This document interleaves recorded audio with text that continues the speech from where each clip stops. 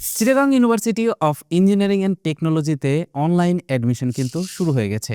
কিভাবে আপনারা অনলাইনের মাধ্যমে কুয়েটে অ্যাডমিশনের জন্য অ্যাপ্লাই করবেন সেটা আজকের ভিডিওতে দেখাবো। মূল ভিডিওতে যাওয়ার আগে রিকোয়েস্ট করব ভিডিওটিতে লাইক দিয়ে ভিডিওর পরবর্তী অংশটুকু কন্টিনিউ করবেন।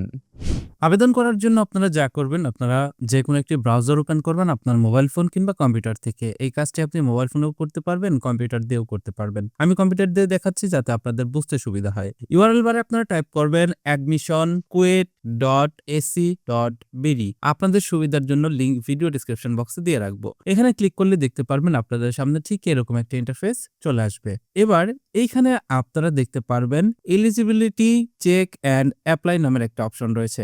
আপনি এই অপশনটিতে ক্লিক করবেন। এখানে ক্লিক করলে দেখতে পারবেন দুইটা অপশন রয়েছে।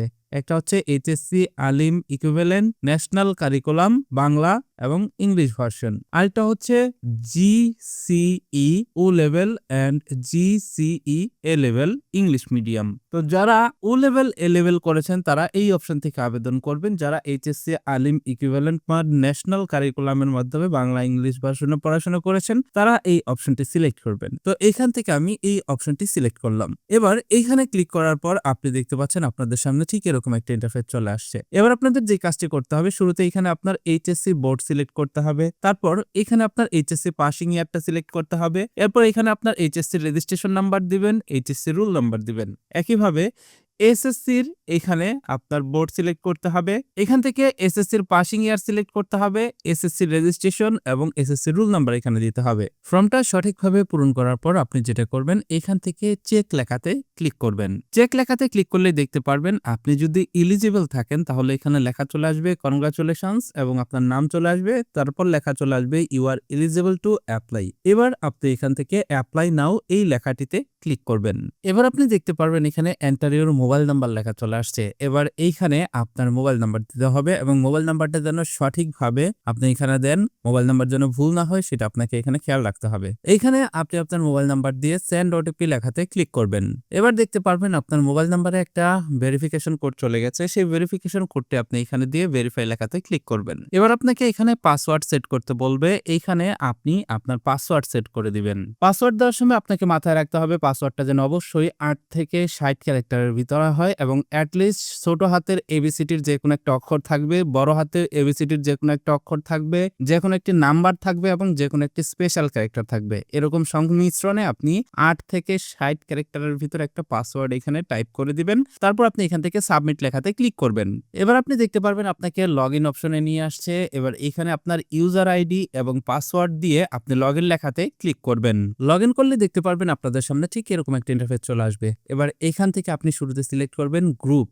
ক গ্রুপে আপনি আবেদন করবেন নাকি খ গ্রুপে আবেদন করবেন সেটা আপনি এখান থেকে সিলেক্ট করবেন। ক গ্রুপের ভিতরে কোন কোন ডিপার্টমেন্ট রয়েছে সেটা এখানে দেখতে পারবেন। খ গ্রুপের ভিতরে কোন কোন ডিপার্টমেন্ট রয়েছে সেটা এখানে দেখতে পারবেন। ক গ্রুপ খ গ্রুপ সিলেক্ট করার পর নিচে দেখতে পারবেন আপনার পার্সোনাল ইনফরমেশন চলে আসছে, আপনার নাম, বাবার নাম, মায়ের নাম। এবার নিচে দেখতে পারবেন কিছু ফর্ম আপনাকে পূরণ করতে হবে। তার ভিতরে গার্ডিয়ান নেম, এখানে আপনার গার্ডিয়ানকে সেটা সিলেক্ট করবেন। গার্ডিয়ানের সাথে আপনার রিলেশন কি সেটা সিলেক্ট করবেন। গার্ডিয়ানের মোবাইল নাম্বার দিবেন। এখান থেকে আপনার ব্লাড গ্রুপ সিলেক্ট করবেন। এখানে আপনার ইমেল অ্যাড্রেসটা দিয়ে দিবেন এবং এইখানে আপনার ডেট অফ বার্থটাও আপনি দিয়ে দিবেন। ডেট অফ বার্থ দেওয়ার পর এখান থেকে আপনার সিলেক্ট হ্যান্ডনেস, আপনি লেফট হ্যান্ড না রাইট হ্যান্ড, আপনি ডান হাতে লিখেন না বাম হাতে লিখেন সেটা সিলেক্ট করবেন। এরপর এখান থেকে পার্মানেন্ট অ্যাড্রেস, প্রেজেন্ট অ্যাড্রেস এগুলা দিয়ে দিবেন। নিচে দেখতে পাচ্ছেন কোটা ইনফরমেশন রয়েছে। এইখান থেকে যদি আপনি আপনার কোনো কোটা থাকে তাহলে ইয়েস দিয়ে কোটা সিলেক্ট করবেন, না থাকলে নো দিবেন। এরপর দেখতে পাচ্ছেন অ্যাপ্লিক্যান্টস ফটো, অ্যাপ্লিক্যান্টস সিগনেচার। এবার আপনি এইখানে আবেদনকারীর ছবি আপলোড করবেন, পাসপোর্ট সাইজের একটা ছবি। ছবিটির সাইজ হতে হবে 300 বাই 300 পিক্সেল, সাইজ হতে হবে সর্বোচ্চ 300 কিলোবাইট। একইভাবে এখানে সিগনেচারের সাইজ হতে হবে, এটার ওয়েট হবে 300, হাইট হবে 80 এবং ম্যাক্সিমাম সাইজ হতে হবে 100 কিলোবাইট। অনেকেই মোবাইল ফোনের মাধ্যমে ছবি রিসাইজ করতে পারেন না, তারা যেটা করবেন PicResize.com নামের ওয়েবসাইটটিতে প্রবেশ করবেন। PicResize-এ ঢুকে আপনি দেখতে পারবেন আপনার সামনে ঠিক এরকম একটা ইন্টারফেস চলে আসবে। আপনি এইখানে ক্লিক করে আপনার ছবিটাকে সিলেক্ট করে দিবেন। আগে থেকে আপনার ছবি তুলে রাখবেন, পাসপোর্ট সাইজের ফটো থেকে ফটো তুলে রাখবেন এবং সেটাকে মোটামুটি মোবাইল ফোন দিয়ে একটা ক্রপ করে রাখবেন যাতে দেখলে বোঝা যায় যে এটা একটা পাসপোর্ট সাইজের ছবি। তারপর সেই ছবিটা এখানে সিলেক্ট করবেন। পারবেন। তো ছবিটা যেন অনেকটা এরকম থাকে, এইভাবে ছবিটা আগে থেকে আপনি তুলে রাখবেন। এরপর এইখান থেকে আপনি কাস্টম সাইজ সিলেক্ট করবেন। এরপর এখানে ওয়েটের জায়গায় দিবেন 300 এবং হাইটের জায়গায়ও দিবেন 300।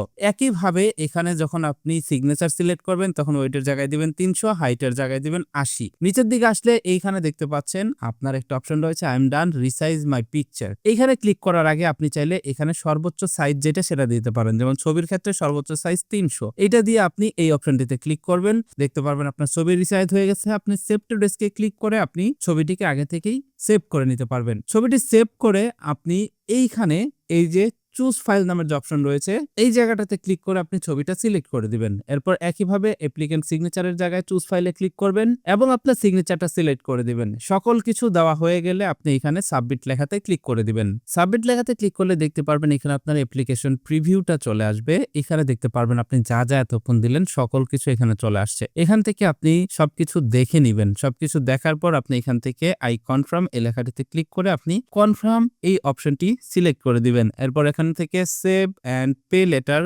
অথবা পে নাও এই অপশনটিতে ক্লিক করবেন। আপনি চাইলে আগে সেভ করে রাখতে পারবেন, পরবর্তীতে আপনি পেমেন্ট করতে পারবেন। তো এইখান থেকে দেখুন পে নাও নামের একটা অপশন রয়েছে, এখান থেকে সরাসরি পে করা যায়। তো আমি সরাসরি পে করব, তাই পে নাওতে ক্লিক করলাম। এবার দেখতে পাচ্ছেন এখানে একটা অপশন রয়েছে সিলেক্ট পেমেন্ট মেথড। একটা হচ্ছে এসএসএল, ক্রেডিট, ডেবিট কার্ড, আর একটা হচ্ছে বিকাশ। তো আপনি চাইলে ক্রেডিট ডেবিট কার্ডের মাধ্যমেও এখানে পেমেন্ট করতে পারবেন, আপনি চাইলে বিকাশের মাধ্যমেও এখানে পেমেন্ট করতে পারবেন। তো এখান থেকে আমি বিকাশের মাধ্যমে পেমেন্ট করব, তাই বিকাশ সিলেক্ট করলাম। আপনার যদি প্রয়োজন পড়ে তাহলে আপনি এসএসএল কমার্সও সিলেক্ট করতে পারেন। এসএসএল কমার্স থেকেও কিন্তু আপনি বিকাশের মাধ্যমে পেমেন্ট করতে পারবেন। জাস্ট এখান থেকে মোবাইল ব্যাংকিং অপশনটি সিলেক্ট করবেন, এখান থেকে বিকাশ সিলেক্ট করে দিবেন এবং দেখতে পারবেন এখানে কত টাকা পেমেন্ট করতে হবে, কত টাকা ফি আসবে সেটা এখানে চলে আসবে। আপনি এখান থেকে পে লেখাতে ক্লিক করবেন। পে লেখাতে ক্লিক করে এখানে বিকাশ নাম্বারটা দিবেন এবং কনফার্ম লেখাতে ক্লিক করবেন। এবার আপনার ফোনে একটা 6 ডিজিটের ওটিপি কোড চলে আসবে, সেটা আপনি এখানে টাইপ করে দিবেন। টাইপ করে দিয়ে কনফার্ম লেখাতে ক্লিক করবেন এবং এখানে আপনার বিকাশের পিন নাম্বারটা দিয়ে দিবেন। এবার কনফার্ম লেখাতে ক্লিক করলে দেখতে পারবেন আপনার পেমেন্ট ভেরিফিকেশন হয়ে যাবে এখানে এবং আপনার পেমেন্ট সাকসেসফুল হয়ে যাবে। এবার আপনাকে অটোমেটিকলি রিডিরেক্ট করে এখানে নিয়ে আসবে। এবার দেখতে পারবেন এখানে দুইটা অপশন দিয়েছে, একটা হচ্ছে ভিউ লেখা অ্যাপ্লিকেশন ফর্ম আর একটা হচ্ছে ভিউ লেখা পেমেন্ট স্লিপ। এখান থেকে ভিউ করে আপনি আপনার অ্যাপ্লিকেশন ফর্মটাকে ডাউনলোড করবেন, আগে আপনি আপনার পেমেন্ট স্লিপটাকেও ডাউনলোড করে নেবেন। তো এটাই ছিল আজকের ভিডিও। আশা করছি এই ভিডিওটি দেখে আপনি নিজেই কুয়েটে অ্যাডমিশনের জন্য আবেদন করতে পারবেন। ভিডিওটি কেমন লাগলো কমেন্ট করে জানাবেন। সেই সাথে আজকের ভিডিও দেখে কে কে আপনারা অনলাইনের মাধ্যমে আবেদন করলেন সেটাও কমেন্ট করে জানাবেন। That's it for now. Take care. Bye by.